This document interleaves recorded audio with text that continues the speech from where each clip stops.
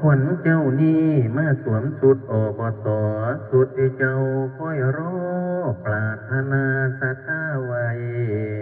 ขอวอนองค์เทพไทยทั่วทิศประสิทธิ์มาเป็นพระพรคาถานางมาโนหมายแม่นอะเนเทนอยู่ทั้งฟ้า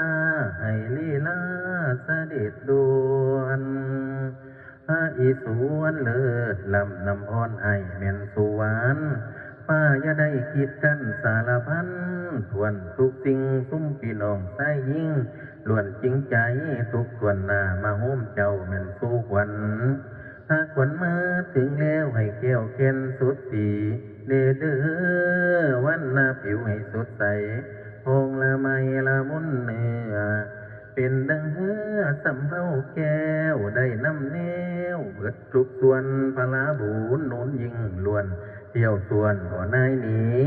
นับตั้งแต่มือนี้ให้มีโชคมาหาใจผู้เนเด้อขอให้มีเงินไหลกองท่องไหลมาอยู่สุวรรณอย่ามีเวียนอันว่าขอเขียนให้ขออย่ามีเข้ามาสู่ให้เจ้าอยู่แซมซอยเห็นจอยอยู่สวรรค์อันว่าโชคลาภนั้นให้ไหลหลังมาโฮมสมกับพรที่ฉันได้ว่ามาจนหมดสิ้นสนุกทำโนท่านสร้างหาสตางค์ก็ได้ง่ายทำงานก็สำเร็จดังใจหมายเงินและทองไหลหลังข้าวโอ้ยโฮมเจ้าอยู่สุวรรณว่ามาเยอะควรเอ่ยขวัญผู้เป็นคำนั่นให้มาอยู่เว้นไว้ขวัญผู้เป็นวาและเป็นไทยก็ให้มาอยู่วันเฮานี้ทั้งขวัญผู้เท่าเท่านั้นนายคอยซักไม่กันเท่าละตามหลังมาเด้อจุกจุกจุกจุกจุกจุกจุกจุกจุกจุกจุกจุกว่าเด้อเด้อขวัญเอ๋ยมานำทางเป็นคนทองมานำปองเป็นคนทางมานำทางสินกวงไม่ควยกวงน้ำนาบัดว่าน้ำล้นห่วยคอยขวัญเจ้านี่คอยลอยมาเยอะ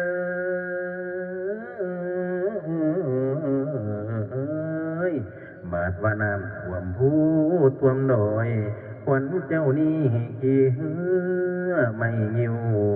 ลมหัดสีกิ้วกิ้ว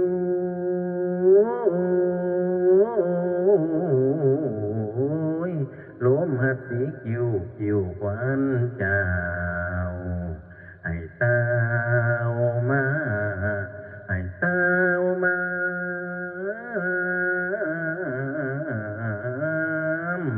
ให้ขวัญเจ้านี่ละมากินสิ้นป่าตัวทอคอนาให้ขวัญเจ้านี่นานี่นานี่นานี่นานี่นามากินสิ้นป่าปากตัวทอคอเหือให้ขวัญเจ้านี่นานี่นานี่นานี่นานี่นานี่นานี่นามากินสิ้นป่าเสือตัวทอคอมาว่ามาเยอะขวัญเอ่ย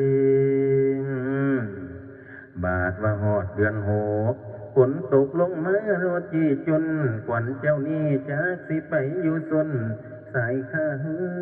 อนใส่ป่องรัวผู้ใดดีควรเอ่ยขวัญเจ้านี่จากไปยืนเยืออยู่เฮือนยาวเอิ้นผู้ใดนั่นล่ะนาขวัญเอ่ยว่าดังนั้นแล้วก็จึงบายเอาฝ่ายอ้อมแก้วมุ่งคุณบุญคุณดีงามดูอาจผูกแขนลาดเอาขวัญว่ามาเยื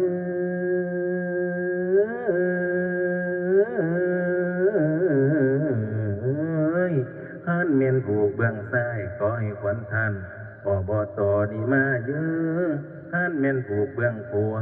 ขอให้ขวัญท่านอบตนี่มาอยู่มาทุกหมู่ทุกองค์มาทุกตนทุกคนขอผู้เถินมาแล้วตั้งแหกตั้งแต่กาละนี่เมื่อนา เจ้าอย่าได้อ่อนล้าเสียสีให้ท่านอบตนี้มีอายุยืนยาวอย่าได้สั่นมันให้เจ้ามันปานงามเขาพวงมันให้เจ้ามันปานข้างหมูถอกเทือนมันให้เจ้ามันปานเคลื่อนสร้างห้งมันให้เจ้ามันปานปูงสร้างล้อมันให้เจ้ามันปานก้อนหินแดงแข็งให้เจ้าแข็งปานก้อนหินลาดสูงเทียมอาจเขาเสมีนใหญ่เพียงต่อก่อนเจ้านี่อย่าได้หักใหญ่เพียงหลักก่อนเจ้านี่อย่าได้คูนอย่าได้มนเหมือนตองอย่าได้มองเหมือนเฮาอย่าได้เก่าเสียสี